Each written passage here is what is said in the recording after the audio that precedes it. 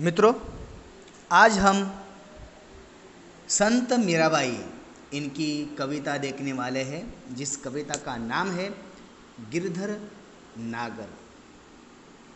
कविता देखने से पहले संत मीराबाई की ये कविता है, बहुत ही अच्छी सुंदर कविता है संत मीराबाई। पहले हम इसका पाठ परिचय देखते हैं। इस कविता का कवियत्री का परिचय करके लेते हैं। उनका जन्म जो है जोधपुर में 1516 में, राजस्थान में जोधपुर में हो गया।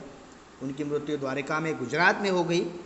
संत मीराबाई जो बचपन से थी कृष्ण भक्त थी, कृष्ण के प्रति उनके दिल में बहुत प्यार था।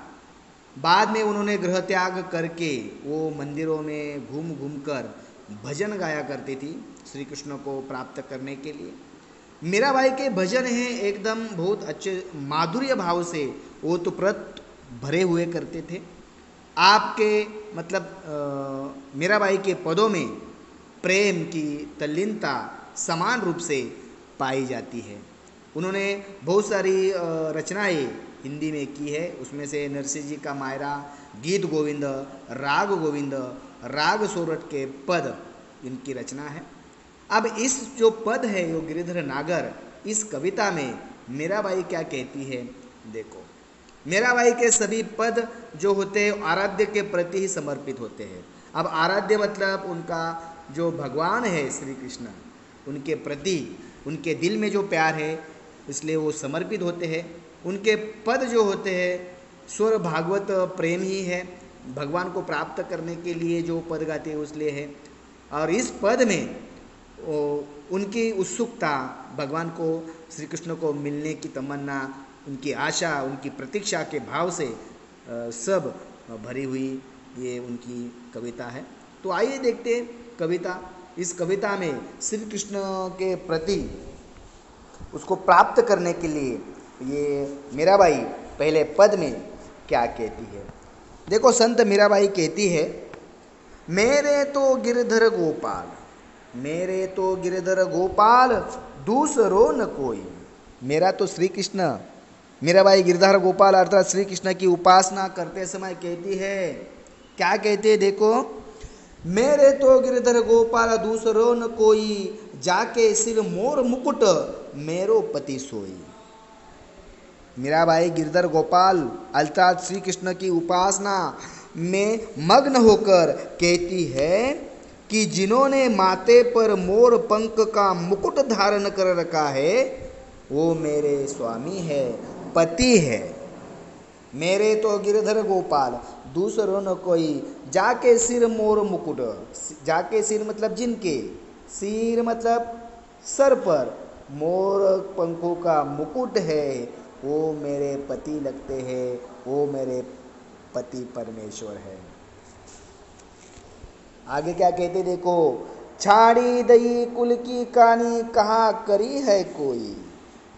संत मीराबाई कहती है, क्या कहती है, लोग कहते हैं मैंने कुल की मर्यादा छोड़ दी है। यह शब्द आया है देखो, छाड़ी दई मतलब छोड़ दी है, कुल की कहानी, मैंने कुल की कहानी मतलब मर्यादा, कहानी मतलब मर्यादा छोड़ दी है, कहाँ करी है कोई, ऐसे लोग कहते हैं। संतन ढिग बैठी बैठी लोग लाज खोई। लोक लाज खोई मतलब मैंने लोक लाज, लोगों की लाज छोड़कर संतों के जो लोग हैं, संत लोग जो भगवान की प्रार्थना करते हैं, भगवान का भजन गाते हैं, ऐसे ढिग में मतलब ढिग मतलब संगत में, संतों के संगत में बैठ कर मैंने लोक लाज सब खो दी है और मैं साधु संतों के बीच में बैठ गई हूँ। अंशुवन जल सिंची सिंची प्रेम बेली बोई। अंशुवन, अंशुवन, अंशुवन का मतलब क्या है। अंशुवन मतलब आंसुओं से, आंसुओं से भरा। मैंने अपने आंसुओं से जल सिंची सिंची प्रेम बेली बोई। मैंने मेरे आंसुओं से प्रेम की लता को सींच रही हूँ। बेली लता, क्रीपर्स, बोई मतलब बो रही हूँ, सींची सींची मतलब सींच रही हूँ, प्रेम मतलब प्रेम की, आंसुओं के जल से मैं प्रेम की बेली सींच रही हूँ। अब तो बेल फैल गई आनंद फल हुई।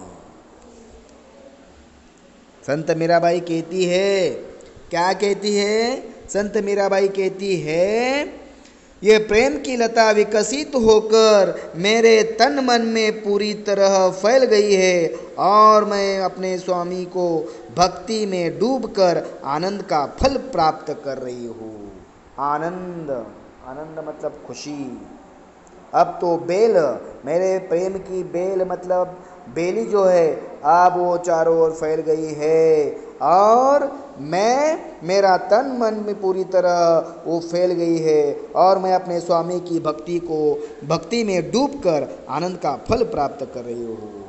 आगे क्या कहती देखो, दूध की मक्खनियाँ बड़े प्रेम से बिलोई। संत मीराबाई कहती है, दूध की मक्खनियाँ, जिस तरह दूध को बिलोकर मक्खन निकाल लिया जाता है और बाद में बचा हुआ जो छाछ हम बोलते हैं, मराठी में उसे ताक कहते हैं, हिंदी में जो छाछ बोलते हैं, दूध की मथनियाँ बड़े प्रेम से बिलोई। माखन जब काढ़ी लियो, जब उसमें से माखन हम काट लेते हैं, निकाल लेते हैं, तो उसका छाछ कोई और पी जाता है। उसी तरह मीराबाई कहती है, स्वामी की भक्ति में मन को बिलोकर उनकी छवि, उनकी भक्ति का मक्खन मैंने प्राप्त कर लिया है। और कहती है, भगत देखी राजी हुई, जगत देखी रोई। और जब भाई मैं श्री कृष्ण के भक्तों को देखती हूँ तो मैं राजी होती हूँ, खुश होती हूँ। और दुनिया में बाकी सब जो भक्ति नहीं करते, ऐसे जगत के लोगों को देखती हूँ तो मैं रोई मतलब मुझे बुरा लगता है, मुझे दुख होता है। आगे जाकर क्या कहते हैं देखो, दासी मेरा लाल गिरधर तारो अब मोही। संत मीराबाई कहती है, हे श्री कृष्ण, मैं मेरा तुम्हारी दासी हूँ, अब तुम मुझे तारो मतलब तारना, मेरी रक्षा करो, इस संसार से मुक्ति दिलाकर मुझे तारो। अपने गिरधर को कहती है कि उसके ही मोह में मैं रंग गई हूँ, गिरधर अब मुझे संसार से मुक्ति दिलाकर मुझे तारो, मेरी रक्षा करो। आगे क्या कहती है, आगे वाली लाइन में, हरि बिन कुन गति मेरी। हे श्री कृष्ण, हे परमेश्वर, तुम्हारे बिन, हरि बिन, तुम्हारे बिन कुन गति मेरी कभी भी गति नहीं हो सकती, मेरा उद्धार नहीं हो सकता। तुम मेरे प्रतिपाल कही है मैं रावरी चेरी, तुम ही मेरे प्रतिपाल हो। प्रतिपाल मतलब पालनहारा, मेरा रक्षण करने वाला, मेरा पालने वाला। कही है मैं रावरी चेरी, रावरी मतलब आपकी, चेरी मतलब दासी, मैं तुम्हारी ही दासी हूँ, तुम मेरे पालनहार हो। आदि अंत निज नाव तेरो हिमाए फेरी, आदि अंत निज नाव तेरो हिमाए फेरी मतलब मेरा जन्म मरण तुम्हारे नाम के चारों ओर आरती की तरह घूमता रहता है। आदि अंत, जन्म से लेके मृत्यु तक। निज मतलब हमेशा, नाव तेरो हिमाए फेरी, मेरे जीवन की नैया है तुम्हारे नाम के ही इर्द गिर्द चारों ओर घूमती रहती है, तुम्हारे सिवा मुझे और कुछ सूझता नहीं, इसलिए मैं हमेशा श्री कृष्ण कृष्ण कृष्ण कृष्ण ऐसे पुकारती रहती हूँ। बेर बेर पुकार कहूँ प्रभु आरती है तेरी, बार बार तुम्हारे नाम का मैं पुकारा करती हूँ। तुम हे प्रभु, मैं तुम्हारी आरती हूँ। क्या कहती है मीराबाई, यो संसार विकार सागर बीच में घेरी, इस पूरे संसार के विकार में, विकार मतलब विकार, इस संसार के विकार में सागर बीच में घेरी, इस संसार रूपी विकार सागर के बीच में मैं घेरी हूँ, इसलिए प्रभु मेरी रक्षा करो। नाव फाटी प्रभु पाल बांधो बुड़त है बेरी, हे प्रभु मेरे जीवन की नैया फट गई है, इसलिए प्रभु पाल बांधो बुड़त है मेरी, इसलिए प्रभु मैं अब इस नाव को डूबने में समय नहीं लगेगा, विकारों से भरे इस भवसागर में मेरी नाव के पाल फट गए हैं, अब इस नाव को डूबने में समय नहीं लगेगा, हे प्रभु मेरी नाव के पाल बांधो, ये तुम्हारी विरहिनी तुम्हारी ही राह देख रही है, विरहिनी पिव की बाट जो वे राख लो नेरी, विरहिनी, विरहिनी मतलब तुम्हारी विरहनी, पिव की, पिव मतलब प्रिया की,